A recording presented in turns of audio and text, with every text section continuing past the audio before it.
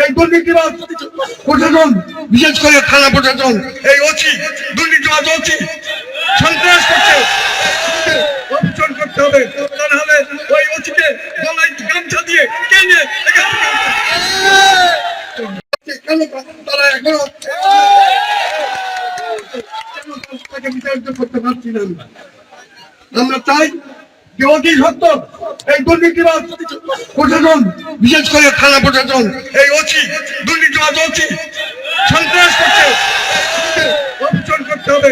তা নাহলে ওই ওসিকে গলায় গামছা দিয়ে টেনে এখান থেকে। তাই আমি আপনার মাধ্যমে, আমরা চাই না শক্তি প্রয়োগ করতে চাই না, আমরা অন্য কিছু করতে আপনার মাধ্যমে শান্তিপূর্ণভাবে তাকে বিচারিত করতে চাই। আপনি ব্যবস্থা দিবেন। আমি কথা বাড়াবো না, সন্ধ্যা লেগে গেছে। আমাদের এমপি মহোদয় বক্তব্য দেবেন নির্দেশনামূলক। তাই আমি আমার কথা শেষ করছি। আপনাদের সবাইকে ধৈর্য ধারণ করার জন্য বলি, কেউ যেন আমরা আগ বাড়াই কারোর সাথে কোনো অন্যায় না করি, কারোর যেন মারধরে না করি।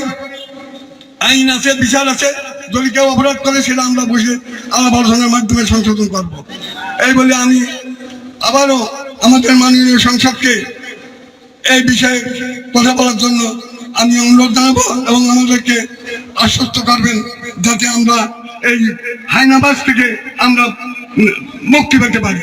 সবাইকে ধন্যবাদ।